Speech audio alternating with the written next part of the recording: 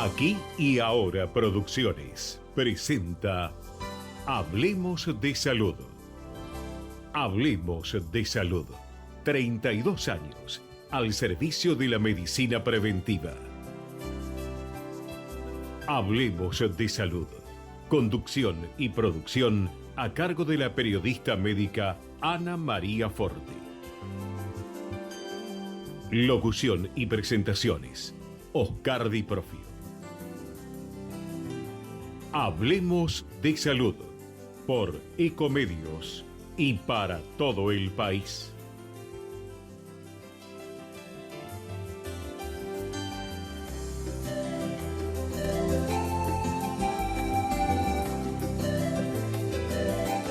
Hola, ¿qué tal? ¿Cómo están ustedes? Soy Ana María y los invito a un nuevo programa de Hablemos de Salud.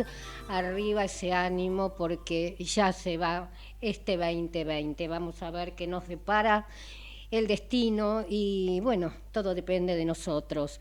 Este es nuestro amigo ideal por 1 año y medio mínimo más. A pesar de la vacuna, si sale o no sale, si es buena o no buena, si uno se vacuna teniendo hasta 60 años o no, todavía está todo muy indefinido. Esto es la única definición. Ahora bien, sabemos que esto es el barbijo, ¿no es cierto? Bien, este barbijo, yo, cambié por algo más livianito, porque realmente los barbijos que estuvimos usando hasta ahora no se pueden soportar por el calor. Me enteré de algo más, espero que sea cierto. Yo repito lo que teóricamente dicen los que saben, que el barbijo cada 2 horas nos lo tenemos que cambiar. Podemos lavarlo y volver a poner, siempre y cuando la tela lo permita, porque si no es un semillero de un montón de cosas y ustedes van a ver que si en el verano lo tienen 2 horas puesto, el barbijo se moja. Entonces vamos a tener otro tema. Cuidado con el barbijo. Bien, tenemos que tener paciencia, tenemos que, a pesar de que por ahí se dijo que se podía hacer reuniones de 200 personas, barbaridades. Hoy se dice una cosa, mañana se desdice. Por suerte que se dan cuenta. Bien, acá no se hace politiquería, acá estamos en la realidad. Somos seres humanos que estamos aprendiendo, pero antes de abrir la boca, y más siendo profesional, se tiene que tener mucho cuidado y certeza de lo que se está diciendo. Entonces, aparte de la vacuna, barbijo, es la mejor arma frente al coronavirus. Bien, falta poquito para Nochebuena, para Navidad. No hay ningún clima de alegría. Tenemos que estar contentos de que algunos tuvimos la suerte de seguir vivos y nuestros familiares también. Entonces vamos a buscarle el lado bueno de esta bendita pandemia. El del día de hoy va a ser un programa de lujo. Vamos a estar con Marisa Camina, kinesióloga, fisiatra. Ella nos va a hablar acerca de las consultas más frecuentes en esta época del COVID-19. Y las más frecuentes, estamos todos que nos duele aquí, nos duele allá, entumecidos. Bueno, todos pasamos por los Zoom y por todo lo que sabemos. También vamos a estar con Leonardo Medrano, doctor en psicología, secretario de Investigación y Transferencia Científica de la Universidad Siglo XXI. Vamos a tratar el tema de las consecuencias, ¿no? No podemos mirar para el otro lado de la pandemia, el impacto en el bienestar emocional. Y me enteré de algo, que no reacciona igual el hombre que la mujer. Y recomendaciones, por favor, Medrano. También con un gran amigo, 33 años, el doctor Horacio Lejarraga, profesor honorario de pediatría de la Universidad de Buenos Aires, coordinador general del curso integral de desarrollo infantil de la Sociedad Argentina de Pediatría, creador de las tablas de crecimiento y desarrollo de los niños. Tema, en 33 años nunca se lo pregunté. ¿Qué lo llevó a crear las tablas de crecimiento y desarrollo? ¿Cuál es la utilidad y por qué? Y ya le doy las muy buenas tardes a Marisa Camina. ¿Me escuchás? Sí, te escucho, ¿qué tal? ¿Cómo estás? Un gusto escucharte a vos. Bien, Gracias. bien, bien, con vida. Contanos, por favor, Marisa, yo te juro que estoy contracturada hasta el cabello, así que estamos todos, creo, más o menos igual. ¿Qué podemos hacer? Sí, la mayoría de las consultas fueron por contracturas cervicales y lumbares, ¿sí? También por tendinitis, por tanto uso de los celulares o de las computadoras, porque no solamente la gente llevó la oficina a su casa, sino que a su vez, al no poder tener otra distensión de poder salir, seguía utilizando las computadoras como medio de distracción o para jugar, algo lúdico. Como Entonces, un sobre chupete, algo lúdico. Entonces, como tipo ¿cómo? yo digo tipo chupete. El chupete conforma al Exactamente, bebé, ¿no es cierto? Bien. exacto. Entonces, bueno, sobreestimulamos las cosas que no tendríamos que hacerlo. Entonces, bueno, muchas de las consultas fueron eso, por contracturas cervicales, por la posición del cuello ante las pantallas, ante los celulares, lumbalgias por estar mucho tiempo a lo mejor sentados en malas posiciones, ¿sí? O acarrear muchas cosas del supermercado muy nerviosos, que la gente lo que tenía era ese miedo, y bueno, y las tendinitis de Jacquard del dedo pulgar. Así que Ujú. bueno, esas fueron las consultas. Bien. ¿Qué es lo que le puedo decir para prevenirlo? Sí, por Digamos, favor. bueno, lo ideal es que cada 2 horas uno deje de utilizar la computadora o el celular, ¿sí? Si no se puede, bueno, hacer algún ejercicio cervical, ¿sí? Llevar la cabeza hacia un lado, volver a la parte media, llevarla hacia el otro, ¿sí? Bajar, subir, ¿sí? Y hacer como una media circunferencia, ¿sí? Jamás hacer una circunferencia entera, ¿Por qué? porque si llevamos la cabeza hacia atrás, los agujeros de conjunción de las vértebras comprimen el paquete vasculonervioso y aumentan los síntomas. Es Marisa, muy vos común que sabés la que gente gire la cabeza y lo que hay que hacer es un exacto, medio círculo nada medio más. círculo. Es de Vos sabés acá que yo a hasta acá. menudo lo hago, pero me cruje tremendamente toda la cervical, no sé, es Sí, impresionante. eso es por las mismas contracturas, o como llamamos a veces ratas articulares, porque hacen Exacto. todo ese ruidito. Entonces, hay que primero, si uno puede, calentar un poquito la zona con alguna almohadilla térmica o alguna antigua bolsa de agua caliente, que son más útiles que las almohadillas térmicas. Esa es la realidad. Si es almohadilla térmica, no más de 20 minutos, ¿sí? Porque eso puede producir quemaduras, que la gente la usa más tiempo del necesario. ¿Y Y exactamente después dónde hacer se los coloca ejercicios. Se la pone almohadilla térmica? aquí en la parte, Perfecto. bien la parte cervical, ¿sí? Y se Bien, puede hasta recostar para que esté apoyado y no esté en el aire. bien, bien. Otros consejos, por ejemplo, vos tenés bien en claro que generalmente y mínimo en un día tenemos 2 Zoom.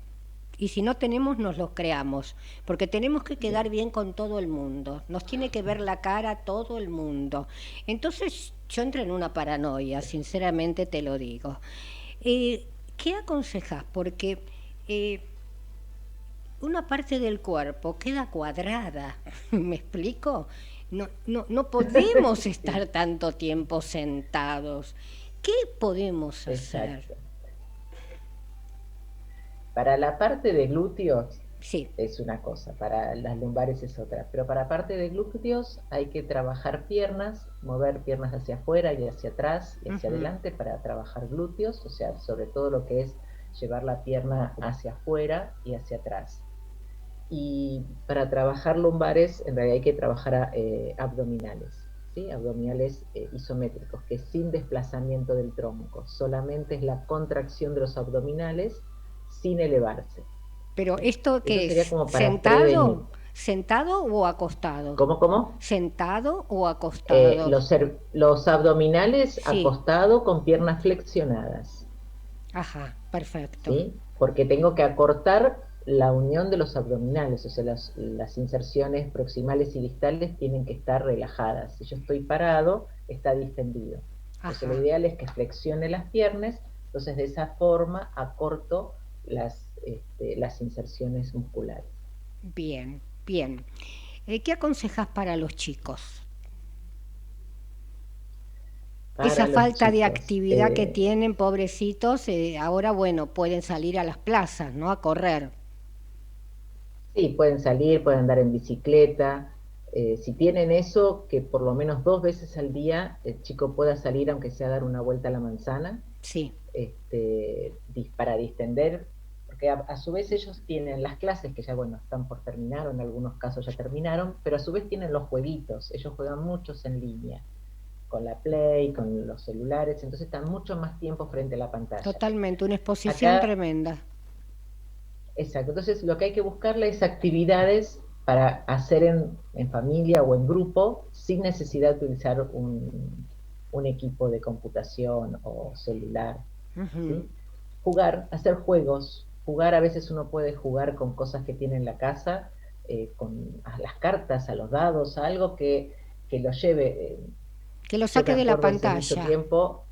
Claro, no sabían lo que era el dinenti o lo que llaman la chapa, o No, sea, los por chicos favor, no qué saben jugar. Con los antigüedad. dados podés, entonces, y no tienen la motricidad para jugar.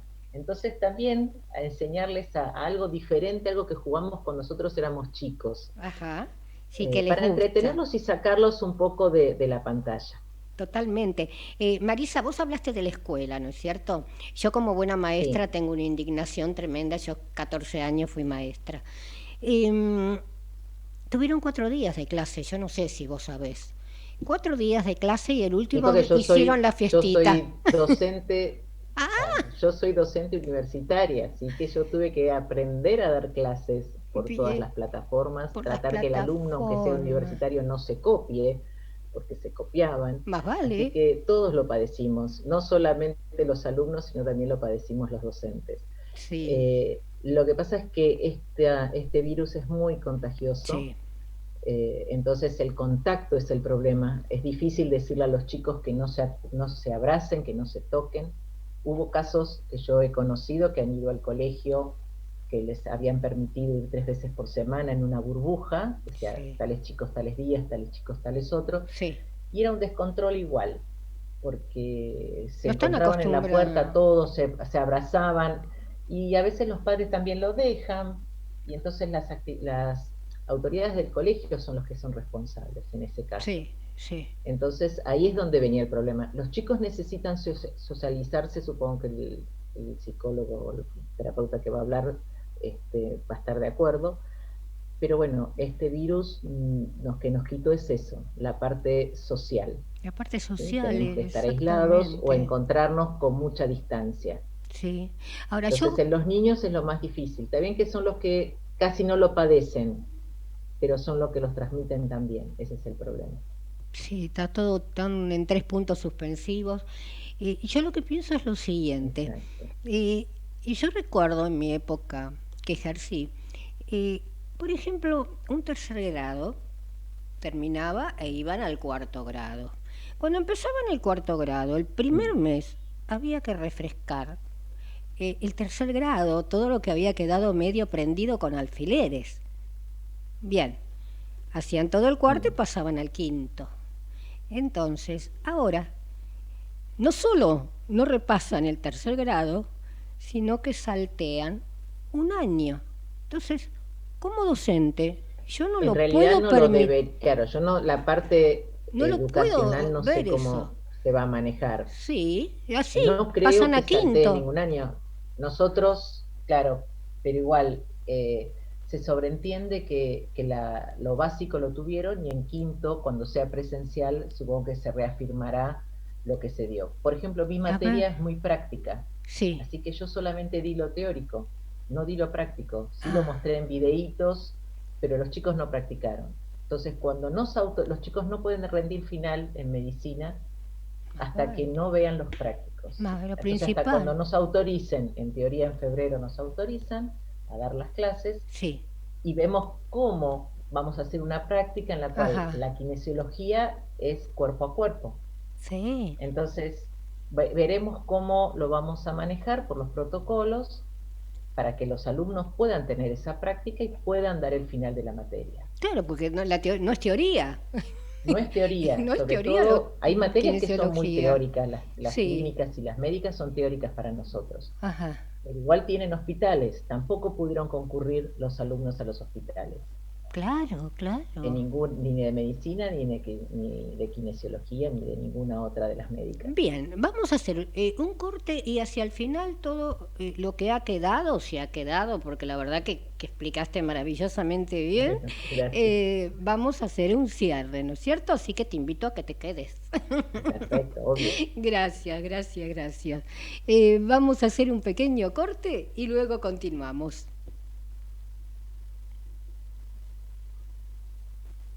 Parece que no vamos a tener un pequeño corte. A ver, a ver. Bueno, mientras solucionan acá el problemita técnico, ahí está, ahí está. Hacemos el corte.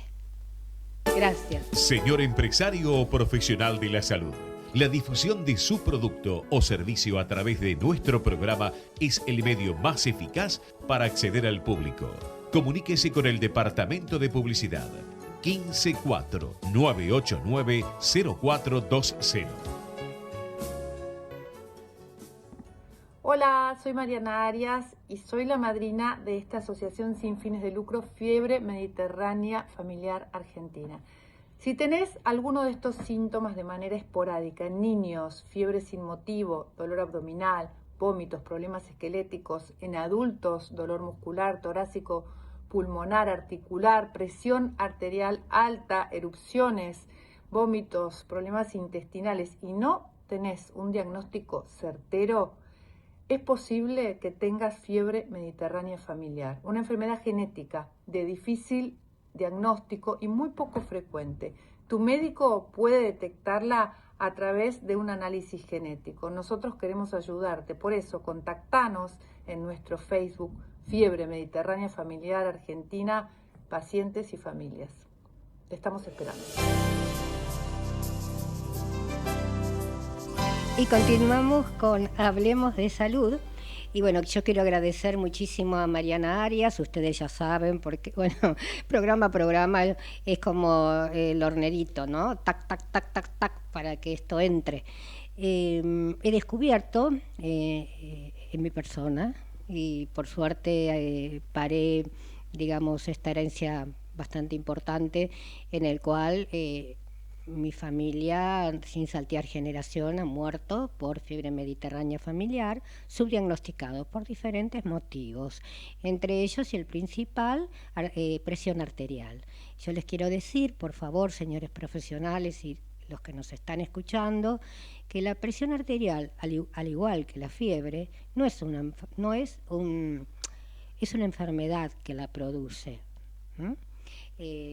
Es el síntoma de una enfermedad, entre otras cosas que nombró Mariana Arias.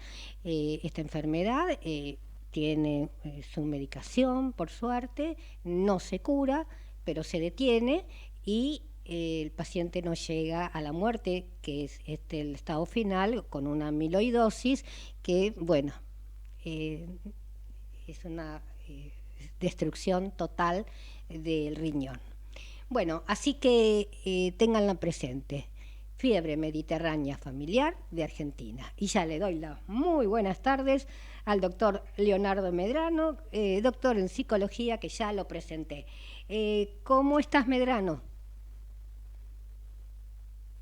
Gusto en saludar. Un gusto verte realmente.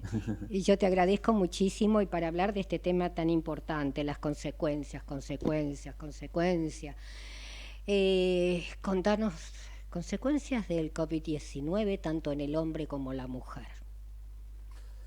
Vos sabés que voy a tomar un poco el pie que señalabas, recién hablabas vos del subdiagnóstico, ¿no? Lo importante que es, bueno, detectar algunos problemas a tiempo. Y en el marco de, bueno, esta pandemia, este año tan particular, recién escuchaba que mencionaban el tema del aislamiento, por ejemplo, los problemas económicos, de incertidumbre, el miedo a contagiarse, diferentes estresores que típicamente o al menos años anteriores no teníamos. Este año gran proporción de la población se ha visto expuesta de una forma imprevista a toda una serie de estresores que han generado un impacto en lo que es la salud mental, ¿sí? Bueno, es a nivel mundial. De hecho, lo que indican diferentes tipos de estudios es que personas que ya tenían un trastorno psicológico durante la pandemia mostraron un empeoramiento en su estado de salud mental, ¿sí? Personas que se estaban recuperando de algún tipo de trastorno tuvieron recaídas. Y personas que no tenían un trastorno psicológico, en el mejor de los casos, no se había afectado su calidad de vida, pero muchas personas perdieron calidad de vida e incluso hubo personas que empezaron a desarrollar sintomatologías que hoy quizás son dificultades emocionales, pero el problema es que si estas dificultades emocionales persisten, aumenta mucho la probabilidad de desarrollar un trastorno mental.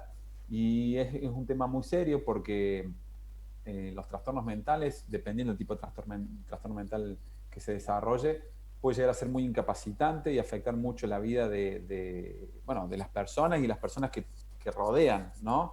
Entonces, bueno, la verdad que es una situación que hay que prestarle mucha atención y que es importante, bueno, también dar una respuesta sistémica, ¿sí? Para tratar de promover un poco la salud mental y no minimizarla en este contexto, porque les diría que junto con, nosotros cotidianamente estamos monitoreando la cantidad de muertos, la cantidad de contagios, pero es importante no minimizar todo el impacto que ha generado esta pandemia a nivel mental y emocional, ¿no? Ujú. Bien, por ejemplo, ¿el hombre tiene parecida reacción a la mujer o no? Bueno, nosotros en las mediciones en la Universidad Siglo XXI, desde hace ya varios años, desarrollamos un índice que evalúa el estado del bienestar emocional en la población argentina. Hacemos un relevamiento año a año, cubriendo diferentes regiones del país, ¿sí? Y vamos monitoreando qué va pasando, sobre todo, te diría, para graficar un poquitito, con dos dificultades típicas. Uno que es el estrés crónico, también se conoce como burnout, lo deben haber escuchado o mencionar, que el estrés, hago la aclaración, el estrés de por sí es saludable, está bien que las personas experimentemos estrés en nuestra vida cotidiana. El problema es cuando la respuesta de estrés es crónica, es decir, yo me siento estresado la mayor parte del tiempo, ¿sí? No tengo periodos de recuperación, estoy continuamente sobredemandado. Cuando digo sobredemandado, no solamente hablo de demandas a nivel laboral, sino también demandas a nivel familiar, ¿sí? Y ese es uno de los puntos a los que voy a desarrollar ahora. Y también, además de medir burnout, medimos síntomas típicos de desórdenes emocionales, ¿sí? Concretamente lo que se llama ansiedad y depresión. Que acá pasa algo parecido a lo que les mencionaba con el estrés. A ver, sentirte ansioso o sentirte triste de por sí no es algo que afecte la salud. De hecho, es normal, es saludable experimentar emociones que por ahí pueden ser displacenteras, pueden ser poco agradables, pero que son indispensables para que tengamos un buen funcionamiento psicosocial, ¿sí? Ahora, cuando estas emociones como la tristeza, ¿sí? O el miedo o la ansiedad se vuelven muy intensas y muy crónicas al punto de afectar nuestras relaciones sociales, nuestro funcionamiento, nuestro bienestar, entonces ya empezamos a hablar de lo que se conoce como desórdenes emocionales, ¿sí? Y lo que se ha observado en comparación, nosotros como venimos haciendo comparativas de años anteriores, lo que hemos observado este año fue un crecimiento muy elevado. Para que sea una idea, duplica al año anterior en relación a lo que es sintomatología vinculada a lo que es estrés crónico y desórdenes emocionales, ¿sí? Ujú. Y como vos señalabas, también se observa cierta diferencia entre hombres y mujeres, Ujú. diferencias que son estadísticamente significativas, ¿sí? Es decir, de manera sistemática se observa que las mujeres tienden a experimentar más estos síntomas que los hombres, ¿sí? Y cuando nos ponemos a analizar algunos de los factores que explican esta diferencia, bueno, aparecen varios factores.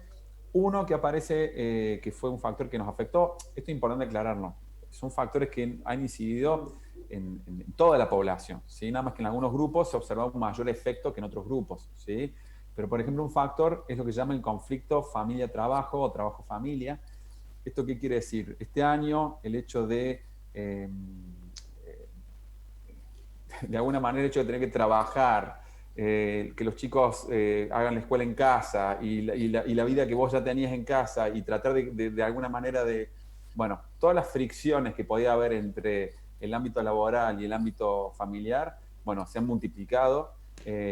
Y es cierto, por lo que indican los datos que nosotros hemos recolectado, que bueno, la sobrecarga ha sido mayor en las mujeres, en el sentido que en muchos casos, más allá de seguir haciendo sus actividades cotidianas a nivel laboral, bueno, han tenido que hacer un mayor acompañamiento con los chicos vinculados a la escuela, por ejemplo, ¿sí? Sí, Leonardo, sí. Vos sabés que yo me pongo en la piel de la mujer que está acostumbrada a salir a trabajar, después recoge a los chicos o se los traen de la escuela, viene la señora que atiende, le ayuda en sus tareas domésticas, ella cocina algunas veces, otras veces no, y de pronto tiene que desempeñar el rol de maestra, de mamá, de doméstica, de esposa.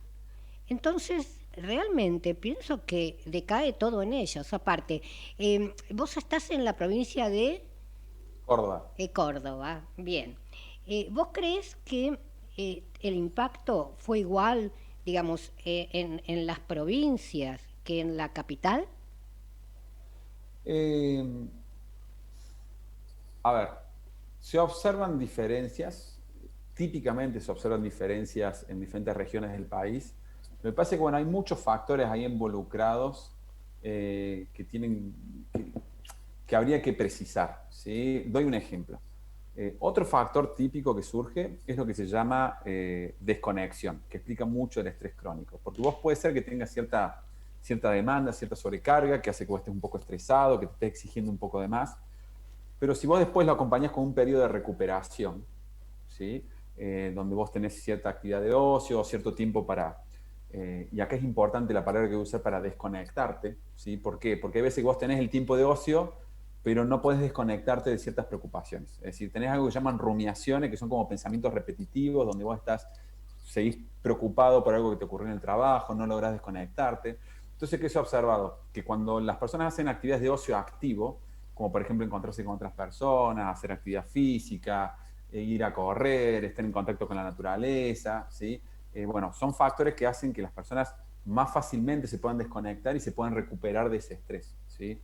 Durante la pandemia algo que pasó es que muchas personas que hacían muchas de estas actividades no podían seguir haciéndolas, no podían salir a correr, no podían ir al gimnasio, no podían encontrarse con alguien, y eso hacía que no solamente aumentaron las demandas, sino que además la recuperación no se daba de una manera óptima, ¿sí? Y acá sí hay un factor, y para responderte a la pregunta que me hiciste, que es que, cada ciudad... ¿Te parece que hagamos un pequeño paréntesis muy chiquitito que me están pidiendo? Y recordá que me vas a decir este tema cuando regresamos. Dale. Gracias, Leonardo. Fabuloso, la verdad que más que claro. Ecomedios.com AM1220. Estamos con vos. Estamos en vos. Consejos de prevención de Acord Salud. Con el fin de cuidarnos entre todos y controlar la expansión de coronavirus COVID-19, Acord Salud te recuerda. Puede afectar a cualquier persona, principalmente a adultos mayores de 60 años y personas con afecciones preexistentes, como hipertensión arterial, diabetes, etc. Consejos de prevención de Acord Salud. Ecomedios y los números de la suerte, con los resultados de las quinielas recién sorteadas. A la cabeza en la ciudad, edición matutina 4611, en la provincia 5001, en Córdoba 5321, en Santa Fe 1607, en Entre Ríos 0401. Auspiciado por Bombonería Bombonera, la Casa del Chocolate, Corrientes 1479. Carnes seleccionadas Benito, Tapalqué y Lisandro de la Torre Mataderos. No cocine más. Pizzería La Posta, San Juan y La Rioja. ¿Acertó? Festéjelo con un buen vino. Vinoteca Rubí, Santiago del Estero y Hipólito Yrigoyen. Fueron los números de la suerte por Ecomedios AM 1220. Volvemos después de la vespertina, 18:30 minutos. Plan de fortalecimiento de la seguridad en la provincia de Buenos Aires. Incorporación de efectivos policiales. Nuevos móviles. despliegue de fuerzas federales, nuevas unidades penitenciarias, botones antipánico, cámaras y paradas seguras. Más inversión para cuidarte. Gobierno del Pueblo de Merlo. Intendencia Gustavo Menéndez.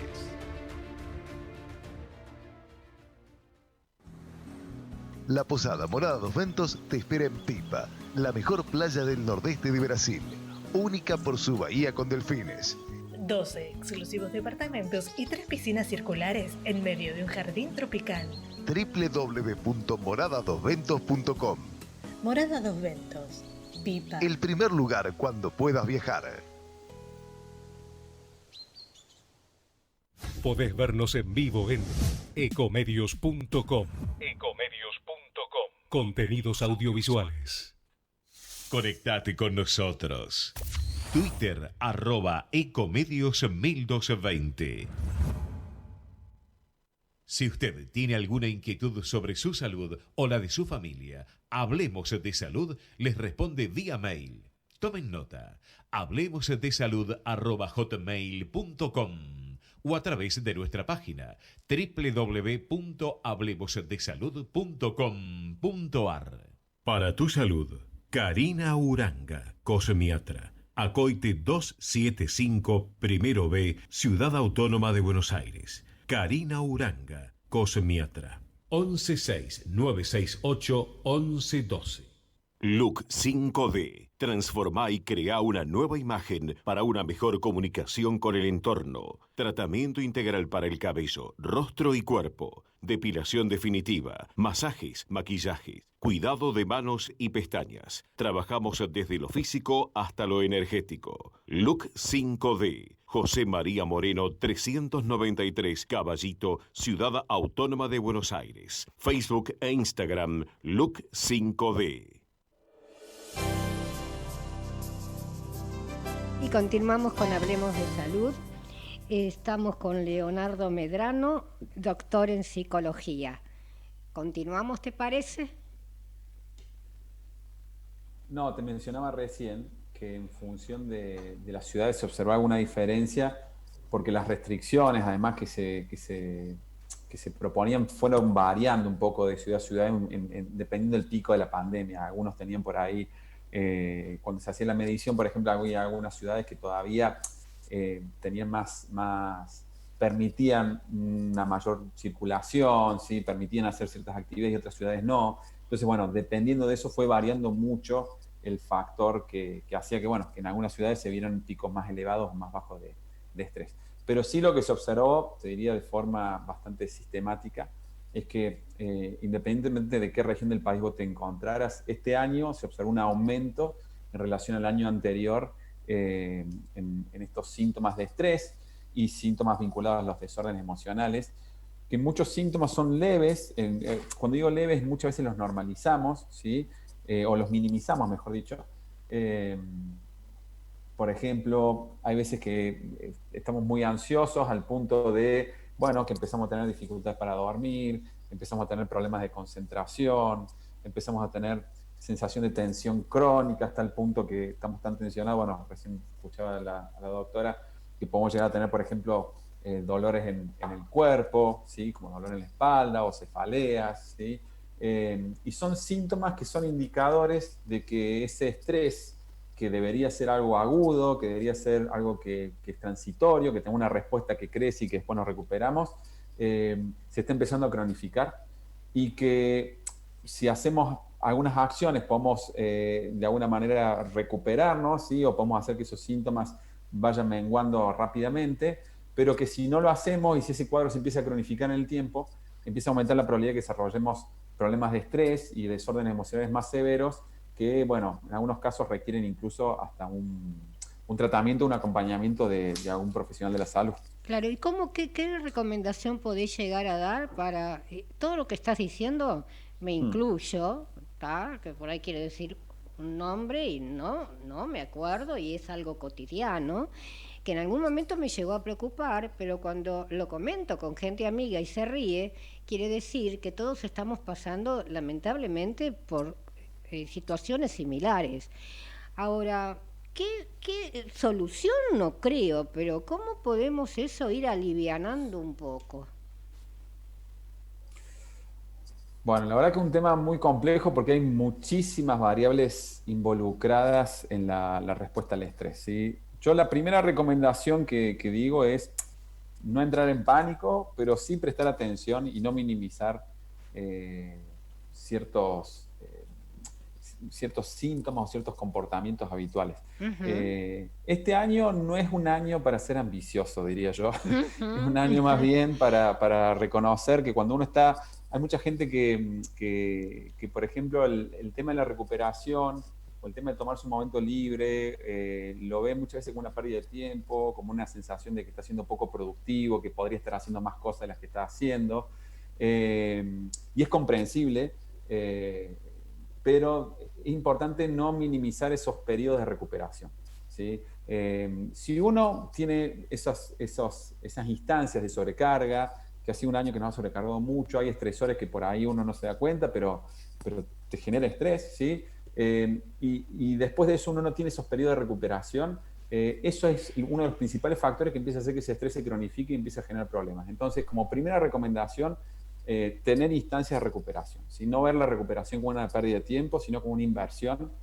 Yo siempre digo que es importante llegar con cierta reserva emocional, porque muchas veces si vos ya venís con cierto nivel de estrés, venís con cierta sobrecarga y aparece algún evento que vos no preveías que te podía pasar y que durante esta cuarentena y durante este año te diría que han ocurrido muchos eventos graves, como puede ser, por ejemplo, no sé, la muerte de un familiar, totalmente, como puede ser, pérdidas tremendas, algún problema económico serio. Claro, Leonardo, a esto entonces, tenemos esos que eventos sumar, estresantes, tenemos que sumar que cuando uno tiene un enemigo, porque vamos a tomarlo como un enemigo que le estamos huyendo, sabemos que está enfrente, en la esquina, pero está tan agazapado que no sabemos dónde lo vamos a encontrar. Entonces es un poco como, y yo digo, el lobo está, ¿no? El cuento de Caperucita y el lobo. Es realmente grave el hecho de decir, en la vuelta de la esquina me puede pasar. No es fácil. Entonces, ¿qué hacemos? Bueno, nos vamos a tener que quedar encerrados. Y encerrados no podemos porque por excelencia el ser humano no nació para estar encerrado. Bien, tal cual. Te vamos a hacer un cortecito y ya después hacia el final danos la solución. Mira lo que te digo, qué compromiso. Vamos a hacer el último corte. Gracias. El objetivo de Hablemos de Salud es brindarles a través de una calificada información los conocimientos necesarios para la prevención de enfermedades mediante la promoción de la salud.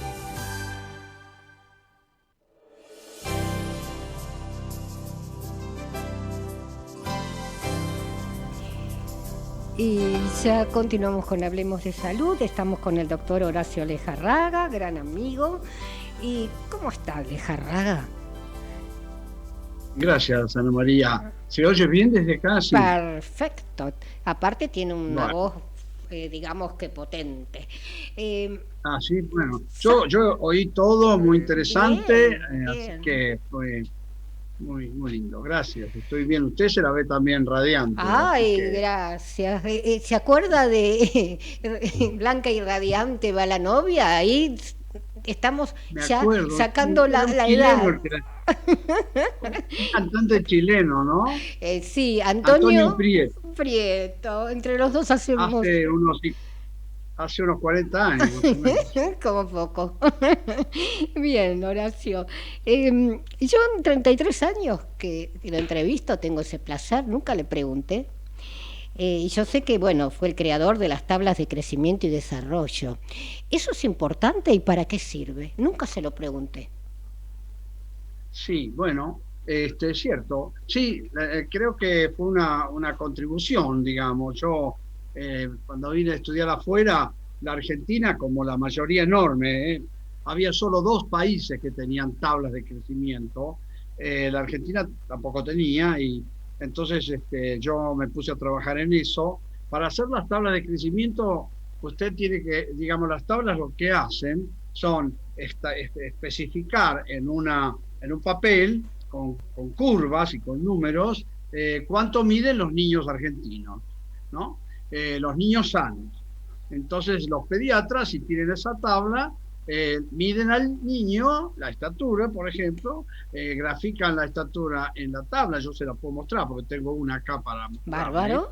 Y ahí pueden evaluar si el niño, primero dos cosas se evalúan. Primero, si el niño tiene una estatura normal, o sea, si es bajo, alto o normal. Y la segunda, y mucho más importante, es si el niño crece bien, que entendiendo por crecimiento el aumento en el tiempo, es decir, hoy mide 100, mañana, el año que viene 106, el otro año 112 y así. Y esto se lo puedo mostrar, si usted, ¿puedo mostrarle acá en el...? Sí que puede. No? Sí, exactamente, se ve perfectamente. Bueno, mire, ahí dice niñas, esto es porque las niñas son un poco más bajas que los varones. Sí. Ahí está la edad, en el eje de las X se llama. Bien. Y en el eje de las Y está la estatura. Entonces, uno pone el puntito, lo mide al niño y en la intersección entre la estatura y la edad pone un punto. Y si está dentro de esas rayas que usted ve, es normal. Y si está abajo, que no hay ningún punto ahí abajo de las rayas, es petizo. Y si está muy arriba de las rayas, es muy alto.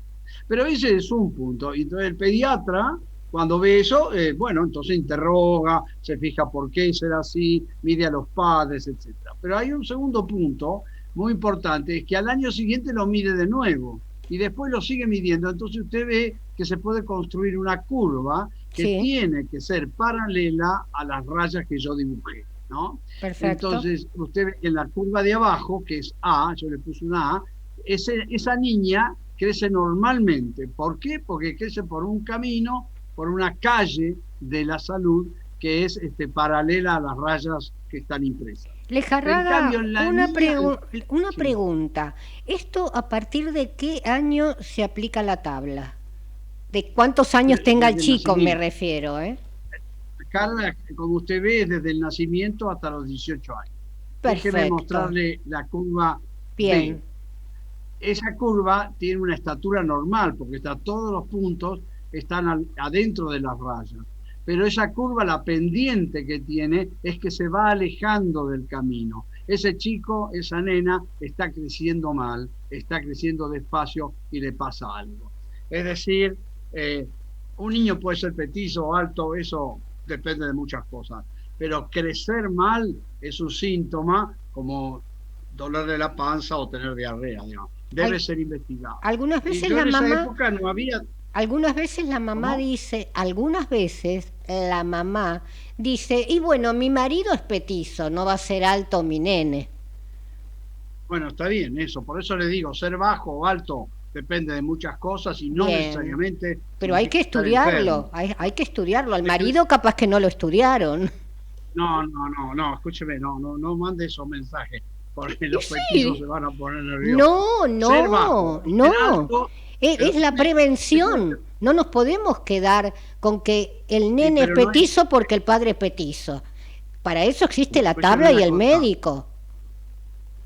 Déjeme yo lo dejo, doctor. Al libre albedrío. Yo lo que le quiero decir es que el problema no es ser petizo o alto, sino crecer mal. Eso es lo que debe ser investigado y eso es lo que permite la tabla.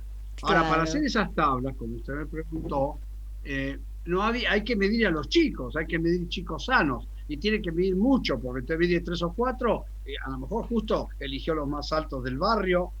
Yo junté y medí 15.000 adolescentes con ayuda de un programa que había en el CONICET, y después junté datos de un pionero que me había precedido, que se llama Kuzminski de La Plata, que tenía más o menos 12.000 niños medidos, más datos del primer año de vida, o sea, había como 24.000 chicos medidos, y con eso tuve que procesarlos estadísticamente, que en esa época recién aparecían las computadoras y había una que parecía una heladera enorme que tenía discos magnéticos, que el ingeniero Meletti del Hospital Italiano me ayudó y utilizó esa computadora para procesarlo. Así que bueno, después de eso la Sociedad Argentina de Pediatría recomendó esas tablas y el Ministerio de Salud de entonces también, y todos los pediatras del país prácticamente usaron esa y la siguen usando.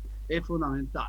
La otra cosa que construí fueron las mismas tablas, pero para el desarrollo, es decir, pude evaluar en todo el país, en niños sanos, a qué edad los niños caminan, dicen mamá, hacen una torre de 4 cubos, patean una pelota, copian una cruz, usan verbos, es decir, 79 pautas de desarrollo. Y gracias a eso pudimos construir otra cosa que se llama PRUNAPE, que es la Prueba Nacional de Pesquisa, que es un test para detectar problemas de desarrollo que le pueden pasar inaparentes a los pediatras, ¿no? Porque los problemas leves de desarrollo pueden pasar inaparentes. O sea que el esas chico, fueron las dos cosas más.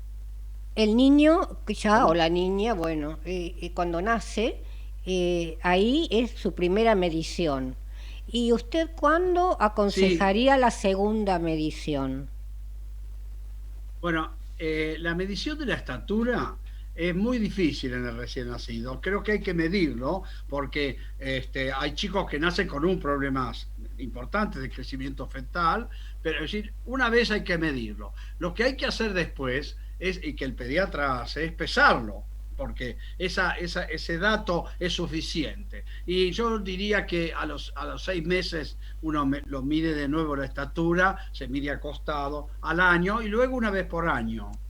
No es muy complicado, no es caro, hay que tener un instrumento, no se puede medir con 1 centímetro de costurera todo digamos que estirado, viejo. Pero los pediatras tienen en general un instrumento y es una medida que si un niño crece bien, Ana María, usted puede, mire, el pediatra está tranquilo, porque todos los problemas de salud del cuerpo serios que perturban seriamente la salud afectan el crecimiento. Claro. Quiere decir que si un niño aumenta, tiene la curva que yo le mostré, paralela a las rayas, es un reaseguro extraordinario, tanto para los pediatras como para las madres. Usted me hace recordar, doctor, cuando nació mi bebé, lo midieron, entonces yo jovencita, 24 años, como antes teníamos las mamás, éramos jóvenes, ¿no es cierto? Y con todo el temor, veo que lo mide una vez, lo mide 2 veces, era la segunda vez que lo llevaba al bebé, y dice, hay que controlarlo, porque si sigue creciendo así, algo tiene el bebé. Yo me quería morir, y mi bebé mide 1,89 ahora, y nunca tuvo nada, ¿no es cierto? Sí. Bien. ¿Es para alarmarse un bebé que nace con 54 centímetros? ¿Cómo? Me alegro que haya sido una falsa alarma. Claro, pero que de pronto cuando un bebé mide mucho, ¿cuál es el problema? Eso es lo que pregunto. No, su bebé no medía mucho. ¿Cuánto medía al nacer? 54 centímetros. Y después, no sé, en la segunda toma pesaba? Es lo que... 3 kilos 100, creo. 3 kilos 100 y 54 centímetros. Me parece que hay un error en la medición. Bueno, ese es un punto muy importante. A ver, cuénteme, antes doctor. De tomar decisiones. Sí.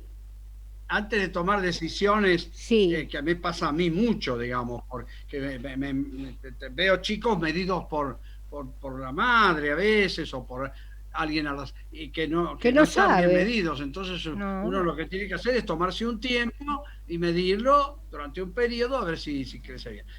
Es como un análisis de laboratorio. Usted ve un análisis anormal y dice, uy, qué barbaridad, tengo una cosa grave, y resulta que a lo mejor es un error de laboratorio. Así que hay que tener cuidado antes de embarcarse en una serie así de estudios que producen ansiedad en los padres, que producen preocupación. Hay que confirmar que está bien medido y si hay dudas se mide de nuevo. Yo, por ejemplo, he estado viendo este año, como corresponde, pacientes que tenía bajo tratamiento, los vi por Zoom, ¿no es cierto? A distancia, telemedicina.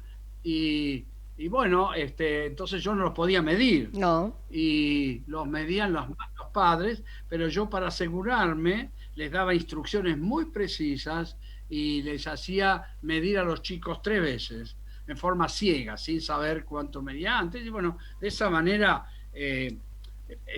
digamos, pude atenderlos bien. El asunto es que esto ya se ha generalizado, los pediatras hace muchos años que saben crecimiento, porque usted después hay que enseñar qué hacer si no crece, ¿no? Exactamente, y doctor, bueno, a eso iba. Eso se ha hecho. Doctor, a eso iba. Sí, ¿Cuántos años estuvo usted en el Hospital Garrahan, doctor? Bueno, en el Garrahan estuve un mes antes de que se inauguró. Opa. Porque organicé toda la internación de los. Exacto. Que fue complejo, porque no solamente tiene que coordinar toda la internación, que 10 salas con 35 camas, sino que tiene que... Con las camas no hay problema, usted las mueve y las camas no protestan, nada, pero tuve que coordinar 60 médicos. Sí. Y los médicos son 60 enfermeras, no más, 180 enfermeras, y había kinesiólogos, había personal de salud y psicólogos, todos ellos que convergían en... Eso fue una tarea, ¿eh? En el médico, 87 después hice un servicio bien, es de un médico de desarrollo y hasta el 2010. Hasta el 2010. Un médico... O sea, serían 30 años. Más que... ¿Cómo? 30 años, dijo, doctor. ¿Que estuvo? No, 30 no. Del 87 al 2010 son 23. 23 años. Pero es interesante... yo sé que usted me va a decir más cosas interesantes, pero lamentablemente me están diciendo que tenemos que terminar el programa. Fue un médico más que reconocido, no solo en nuestro país, sino en el exterior. Y no quiere decir que, es bueno porque estuvo en el exterior. Es bueno porque gracias a él tenemos las tablas de crecimiento y desarrollo. Bien, doctor, fue un lujo poder entrevistarlo en el día de hoy y seguiremos el año que viene porque este es el anteúltimo programa de este ciclo. Y yo quiero que dejen un mensaje la doctora Camina y también el doctor Medrano. Adelante, Camina. Bueno, el mensaje es que no se queden quietos, que estén en movimiento, aunque estén en sus casas recluidos. Aprovechemos estos meses que tenemos más permitidos poder salir y estar un poco al aire libre. No estemos muy en contacto, pero sí trabajemos nuestro cuerpo, movámonos, ¿sí? Bien. La kinesiología es eso, es movimiento. Perfecto. Entonces necesitamos movernos. Uh-huh. Muchísimas gracias, fue un placer tenerte este año, esperemos continuar juntas el que viene. Realmente una gran profesional, gran profesional. Vamos a Medrano. Gracias. Bueno, si pudiera sintetizar sería, bueno, la primera, que no minimicemos los problemas de estrés, ¿sí? Que le demos la importancia que tienen. Que le dediquemos tiempo a la recuperación, es la mejor prevención contra el estrés crónico, y también que nos coordinemos mejor en la distribución de las actividades para que, bueno, no terminemos sobrecargados. Así que esa es mi recomendación, sobre todo en este año tan particular que hemos tenido. Muchísimas gracias, fue realmente un gusto tenerte, sos el más nuevito y esperemos continuar realmente con una linda agenda para el año que viene. Muchas felicidades para vos y todo Córdoba, que tengo gente muy conocida y querida por allá. Doctor Lejarraga. Muchas gracias igualmente. Bien. Doctor Lejarraga. Una síntesis. Estaba pensando, mire, yo diría que la mejor inversión en salud sería proteger los primeros años, el periodo prenatal, y proteger los primeros años de vida, que en esos primeros 1000 o 2000 días son muy determinantes del futuro del chico, desde el punto de vista de la salud. Perfecto. Muchísimas gracias. Les deseo que pasen una tranquila Nochebuena, una hermosa Navidad a pesar de tantas cosas que pasamos, que mantengamos la calma porque tenemos para un largo tiempo. Los quiero mucho, Hablemos de Salud no sería nada sin ustedes, y cuando levante la copa, quizá no tan contenta como otros años, los voy a recordar a todos. Gracias a todos ustedes. Y con respecto a la audiencia, gracias por vernos, por seguirnos, por alentarnos, y los espero el próximo martes, que es el último programa del año. Muchas gracias y hasta muy, muy pronto.